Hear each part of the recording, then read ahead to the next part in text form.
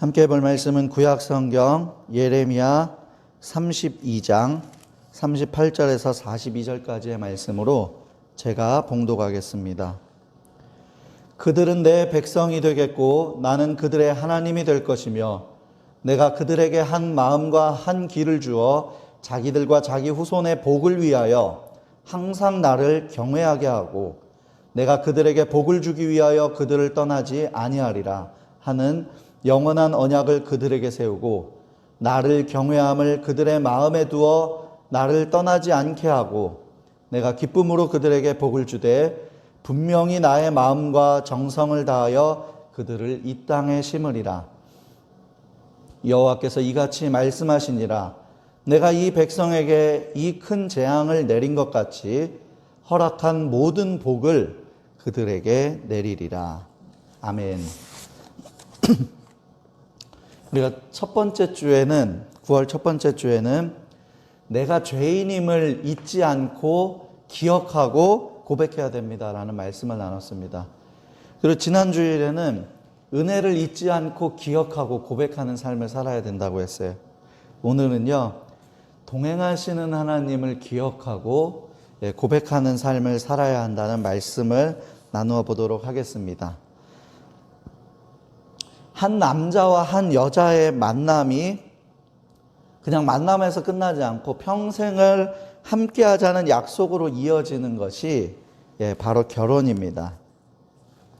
그래서 만남과 동행, 이 두 가지 요소가 결합되어서 결혼 생활을 이루는 것이죠. 오늘날은 평생을 함께 하겠다는 약속이 지켜지지 않는 경우도 많이 있지만 보통 전통적인 그 결혼관은요, 특히 우리나라처럼 유교적인 전통적인 결혼관을 보면은 한 여인이 지아비를 만나 한 평생 지아비를 따르는 것이었습니다.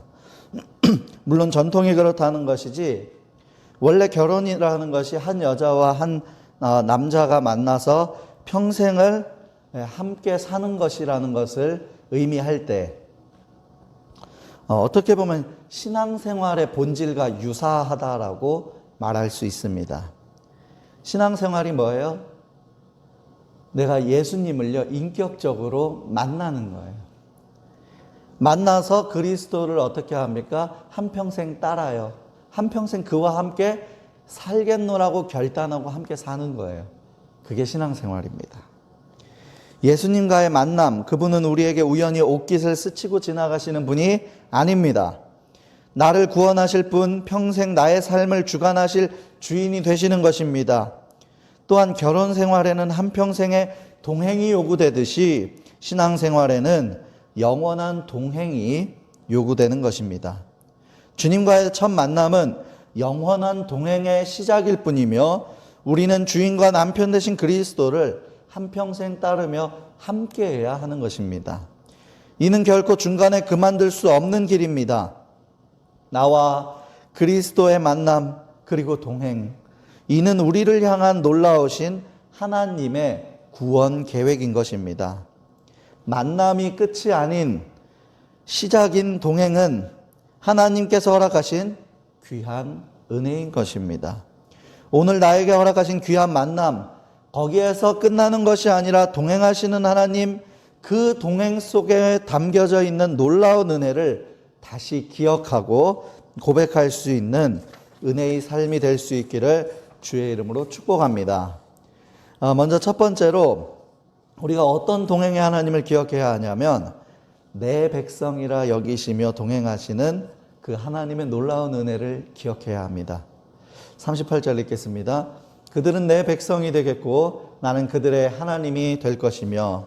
아멘. 여기에서 내 백성이라는 말과 그들의 하나님, 나는 그들의 하나님이라는 단어가 눈에 띄입니다. 이 예레미야서를 쭉 읽다 보면은 왜 하나님을 믿는 사람들이 하나님의 말씀 앞에서 끝까지 돌이키지 않을까라는 생각이 들어요. 왜 그래서 결국에 70년의 포로 생활까지 왜 그까지 갔는지 참 의문이 들기도 합니다. 이 예레미야서의 그 전반적인 내용을 보면은 먼저 하나님께서 가장 싫어하시는 게 있는데 그게 뭐냐면 우상숭배예요. 근데 이 이스라엘 사람들이요, 우상숭배를 합니다. 이방신들에게 제사하는 모습들이 등장합니다. 그리고요, 그런 일에 앞장서고 있고 또 바로잡지 못하는 누구예요? 이스라엘 지도자들을 예레미야가 비판합니다. 제사장, 왕, 선지자 어느 누구 하나 할 것 없이 모두가 다 타락했기 때문이었습니다. 요즘 계속해서 말씀을 나누는 것처럼 율법과 언약을 기억하고 고백하는 삶을 살아야 하는데 그들은 그것을 잊어버렸고 그것을 버렸습니다.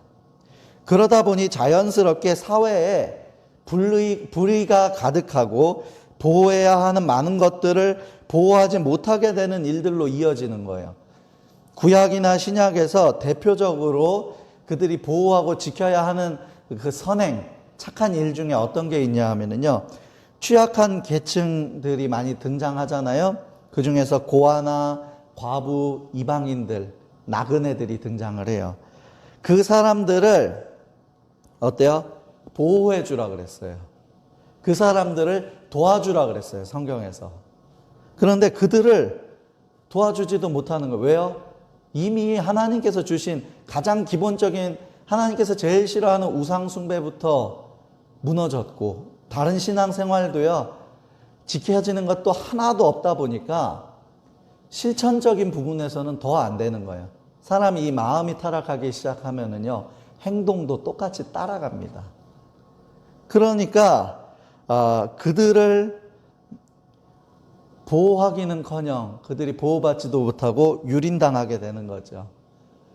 그 연약한 계층에 있는 사람들이. 이것은 명백히 율법에 어긋나는 모습이었습니다. 그런데 이스라엘의 지도자들은 그럼에도 불구하고 신경조차 쓰지 않는 거예요. 쉽게 말해서 오늘 이 말씀드린 부분을 이야기한다면 하나님께서 가장 싫어하시는 우상숭배를 했으면서 우상숭배를 하고 있으면서 거기에다가 지도자들은 타락했고 보살펴야 할 약자들은 신경조차 쓰지 않는 이상한 분위기, 잘못된 사회의 분위기가 만들어지고 있었던 것입니다. 예레미야 7장, 8장에 그것이 적나라하게 기록이 되어 있는데요. 그 중에서 7장 9절에서 11절까지 한번 읽어보도록 하겠습니다. 너희가 도둑질하며 살인하며 간음하며 거짓 맹세하며 바알에게 분향하며 너희가 알지 못하는 다른 신들을 따르면서 내 이름으로 일컬음을 받는 이 집에 들어와서 내 앞에 서서 말하기를 우리가 구원을 얻었나이다 하느냐. 이는 이 모든 가증한 일을 행하려 함이로다. 내 이름으로 일컬음을 받는 이 집이 너희 눈에는 도둑의 소굴로 보이느냐. 보라, 나 곧 내가 그것을 보았노라. 여호와의 말씀이니라. 아멘. 이게 뭐냐 하면은요, 지금 7장, 8장에서 계속해서 이스라엘 백성들의 잘못된 모습에 대해서 지적을 하고 있고요. 또 그 지도자들에 대해서도 계속 이야기하고 있어요. 너네 도둑질하고 살인하고 간음하고 거짓 맹세하면서 바알에게 가서 절하고 우상숭배를 하면서 내가 알지도 못하는 그런 신들 따르고 있으면서 내 이름으로 일컫는 이 성전에 들어와 가지고 저는 구원받았습니다. 저는 하나님 믿습니다. 너네 지금 이렇게 말하냐? 하나님이 그 너무 싫다라는 것을 말씀하시는 거예요. 그러니까요, 하나님께서요, 너희 눈에는 이곳이 도둑의 소굴로 보이냐? 내가 분명히 다 봤다라는 것을 예레미야 7장과 8장에서 계속 말씀하고 계신 거예요. 나중에 시간 나실 때 예레미야 7장, 8장을 한번 쭉 읽어보세요. 그들의 하는 모습을 하나님께서 예레미야 선지자 그리고 기록한 사람, 그것을 종합해서 기록한 사람이요, 서기관 바룩이라는 사람이 있는데요. 그 서기관 바룩을 통해서 쭉 기록을 한 이 내용들을 보면 정말 하나님이 굉장히 많이 화가 나셨을 것 같아요. 제가 이것을 7장, 8장을 읽는데 보니까요, 마음이 너무 아팠어요. 어떻게 저렇게까지 하나님의 마음을 모를 수 있을까?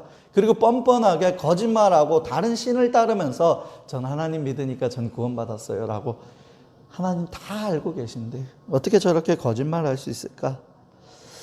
제가 그렇게 될 수는 없지만 하나님 입장에서 당시 이스라엘 백성들의 모습을 보면 제가 하나님이 될 수는 없지만 저는 그냥 버리고 싶었을 것 같아요. 왜요? 기본적으로 사람과 사람 사이에서도 의리가 있어야 되는데 그것조차 없잖아요. 배신했잖아요. 그리고 거짓말하고 속였잖아요, 하나님을.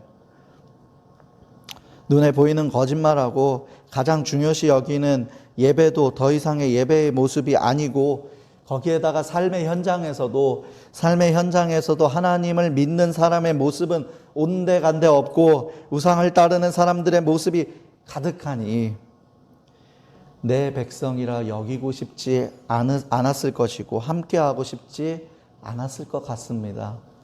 그런데 하나님께서는 그런 구제불능 같아 보이는 이스라엘 백성들을 보시면서 뭐라고 하십니까? 내 백성이라고 부르십니다. 그리고 나는 그들의 하나님이라고 말씀하십니다.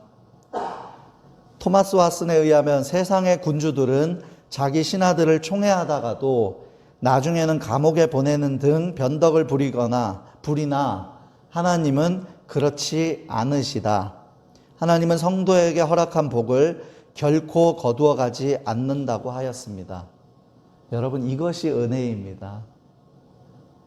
그 백성들을 보면서도 하나님께서 동행하기를 원하고 함께하기를 원해서 내 백성이야, 나는 그들의 하나님이야 말씀하시며 나는 너희들과 함께하고 싶어, 나는 세상 끝날까지 너희들과 함께할 거야, 이렇게 말씀하시는 이 하나님의 말씀이 은혜라는 사실입니다.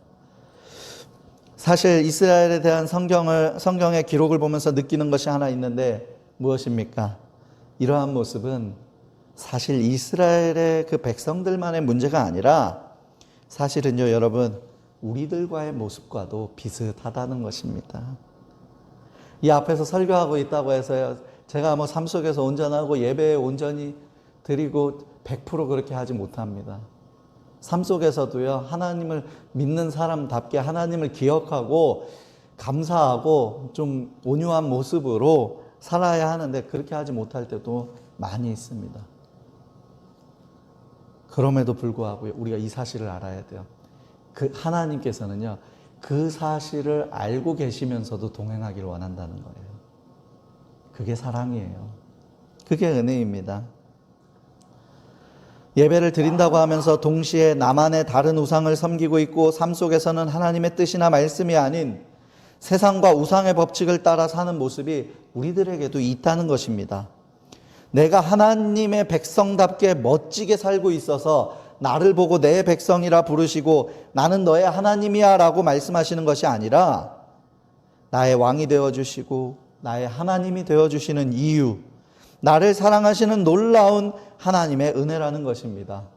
그 은혜, 동행하시는 하나님의 은혜에 감사하고 그 은혜를 기억하고 고백하는 삶을 살 수 있는 저와 여러분들이 되기를 주의 이름으로 축복합니다.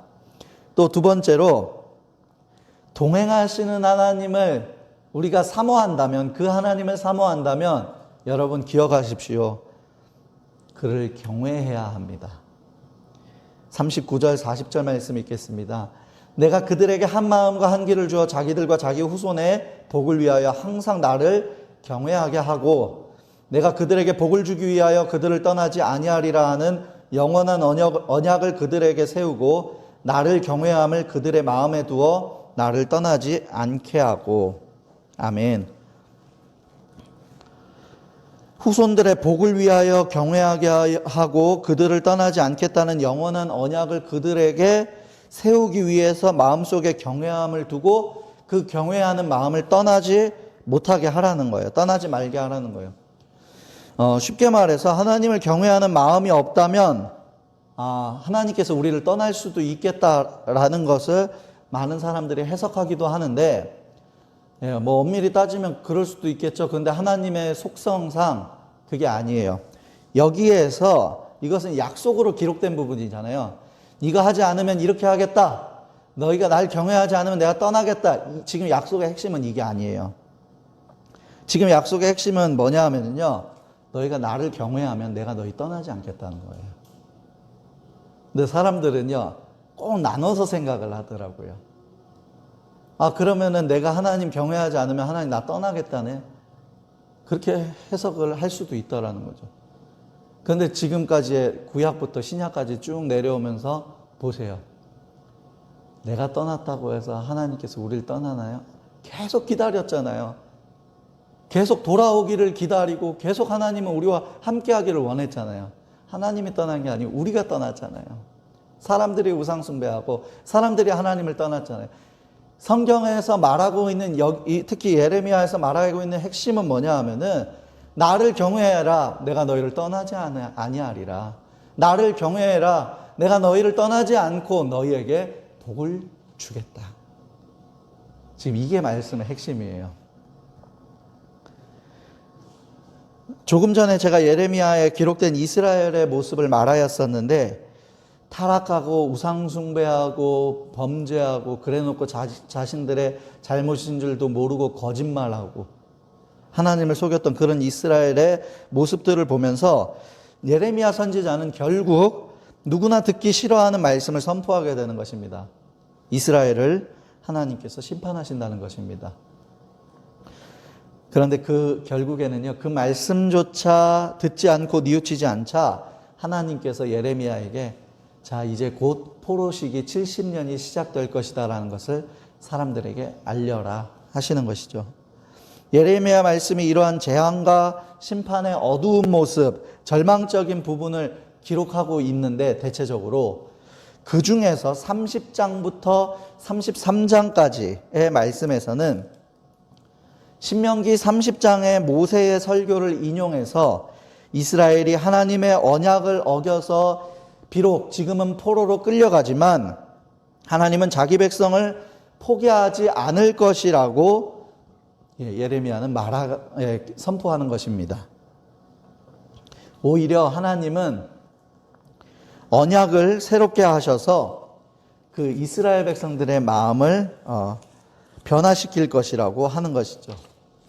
그리고 언제인가는 반드시 이제는 하나님의 말씀을 돌판이 아니라 그들의 이 마음에 새겨주실 것이다 라고 선포하는 것입니다. 이 말씀의 중심에 바로 여호와를 경외하는 마음이 있어야 한다는 것입니다. 경외하다라는 의미를 사전에서 찾아보면은요, 공경하면서 두려워하다라는 마음이 있어요. 좋은 마음, 곧 존경하는 마음으로 두려워하는데 거기다 어떻게 해요? 삼가 조심하라. 그래서 그 가운데에서 이 경외하는 마음을 누구나 가져야 하지만 누가 이 마음을 정말 많이 가졌었냐 하면은요, 제사장들이 많이 가졌었어요. 하나님 앞에 잘못된 예식을 가지고 하다가 내가 죽임을 당할까 두려워했어요. 하나님을 온전히 예배하고 그분 앞에 온전한 제단을 쌓아야 되는데 자신이 부정한 모습으로 그 자리에 섰을 때 죽는 사람들이 있으니까 얼마나 두렵겠어요. 근데 그 모습을 보면은 그 제사를 같이 드리던 사람들도 자연스럽게 하나님을 두려워하겠죠. 그래서 이스라엘의 그 성막에 나중에 저희도 이런 공부할 기회가 있으면 나누겠는데, 성막에 들어갈 때요, 제사장의 발목에 종을 달아놨었어요. 밧줄과 종을 달았어요. 그럼 제사장이 제사를 드리는 예식을 하잖아요. 그러면 계속 움직이니까 방울소리가 딸랑딸랑딸랑 계속 움직이는 거예요. 근데 이 제사장이 하나님이 볼 때 범죄했고 그 죄의 문제가 해결되지 않은 상태로 성막에 들어와서 그곳에서 제사를 지내요. 죽임을 당하는 일이 생기는 거예요. 그럼 종소리가 더 이상 울리지 않겠죠? 그럼 밧줄로 끌어내는 거예요. 그 모습을 지켜보는 제사장들이나 그 모습을 지켜보는 이스라엘 백성들이 하나님을 경외하는 마음, 두려워하는 마음이 생겼겠죠.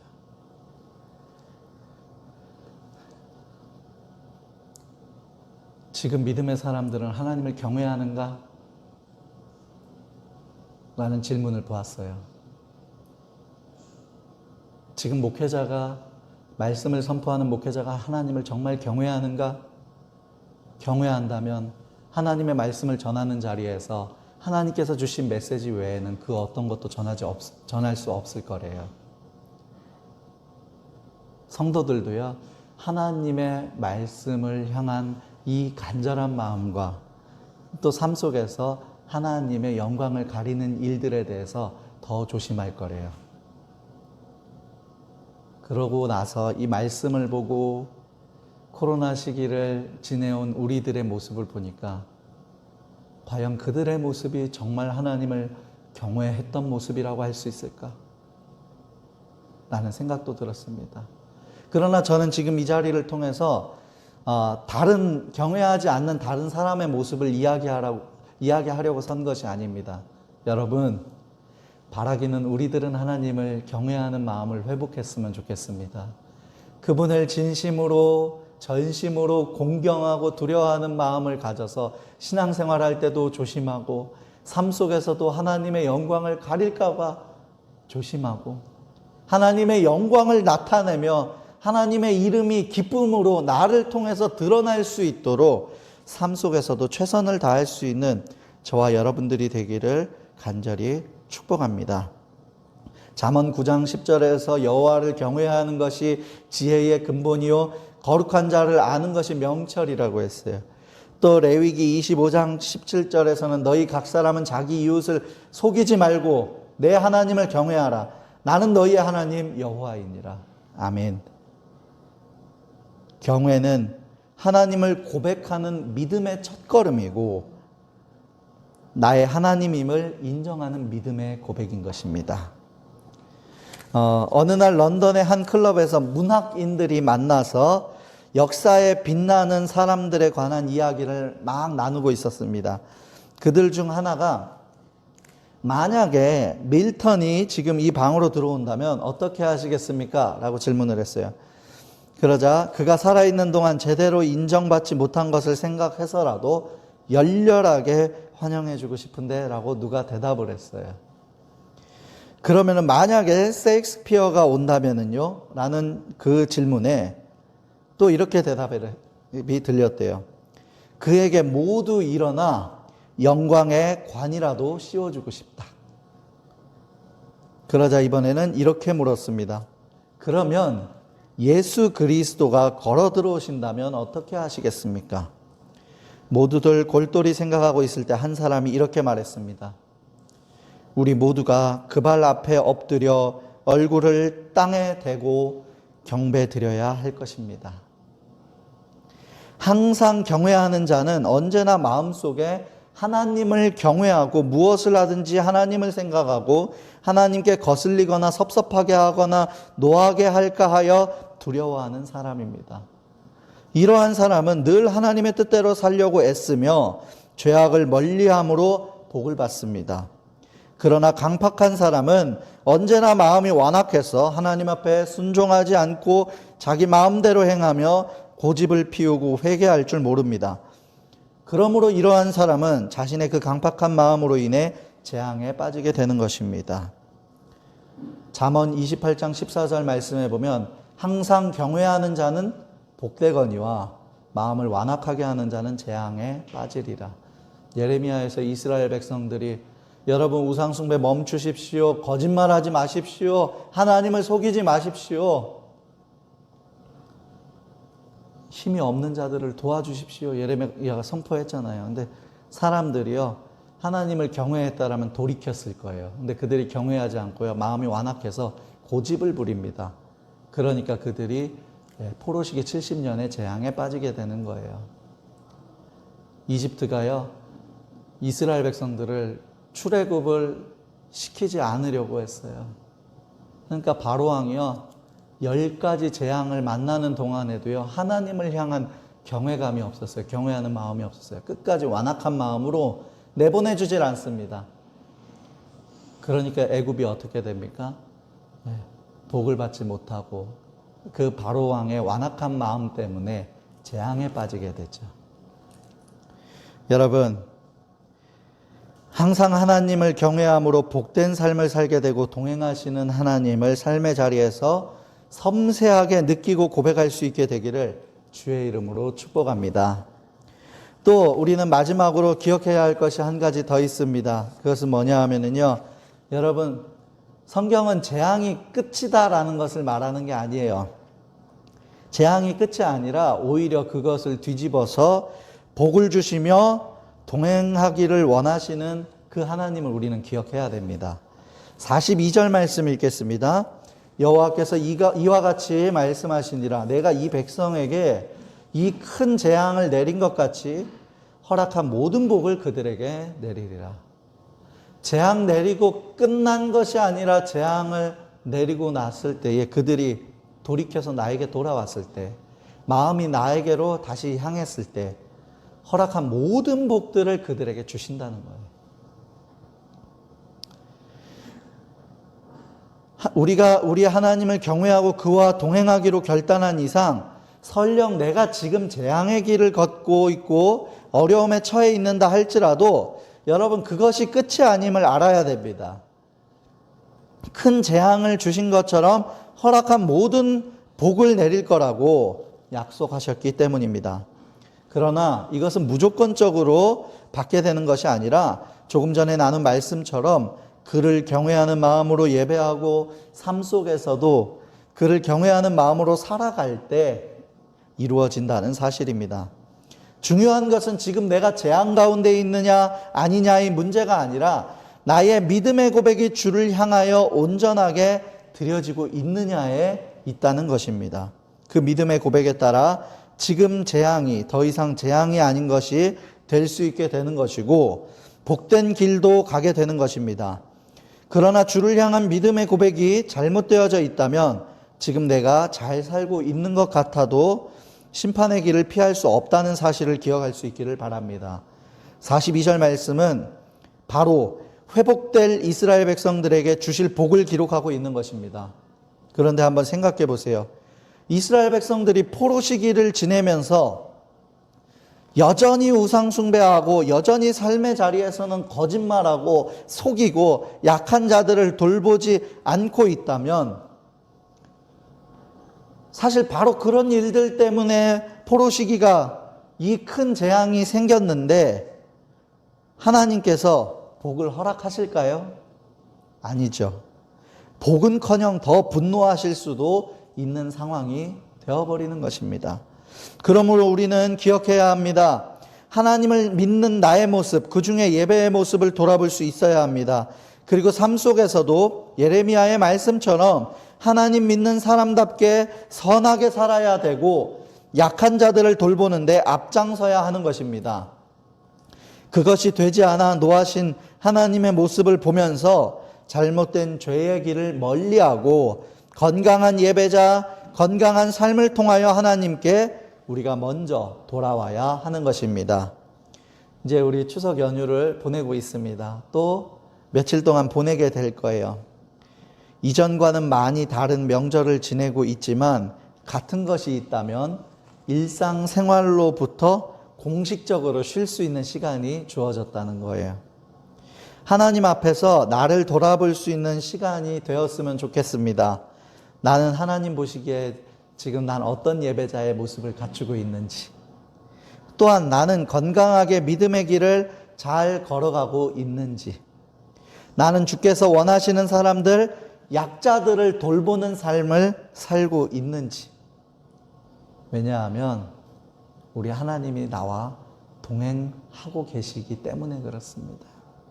이러한 질문들과 하나님 앞에서 나를 돌아보는 귀한 시간이 되어 하나님께나 가족들에게 그리고 내 주변의 모든 사람들에게 항상 하나님과 동행하는 자의 모습으로 더욱 성장할 수 있게 되기를 주의 이름으로 축복합니다.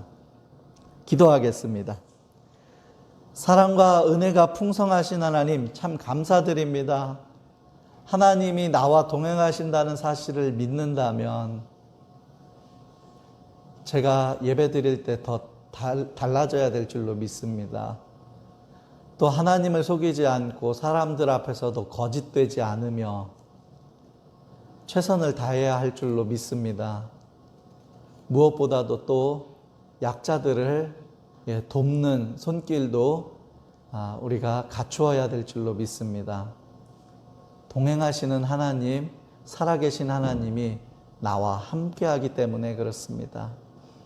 하나님, 이번 명절을 지내면서 말씀 앞에서 나를 돌아보고 다시 한번 주님의 뜻을 생각함으로 주님을 온전히 고백할 수 있는 우리 사랑 그리고 동행교회의 모든 예배자들이 되게 하여 주시옵소서. 그리하여 예배의 자리가, 삶의 자리가 기쁨이 넘쳐나게 하시고 감사가 넘쳐나게 하시고 주님을 경외함으로 주께서 주시는 힘과 복과 승리와 은혜를 가지고 주어진 삶을 더 은혜롭게 살 수 있도록 우리를 인도하여 주시옵소서. 항상 함께 하실 주님을 높이 찬양드리며 감사드리며 예수님의 이름으로 기도드립니다.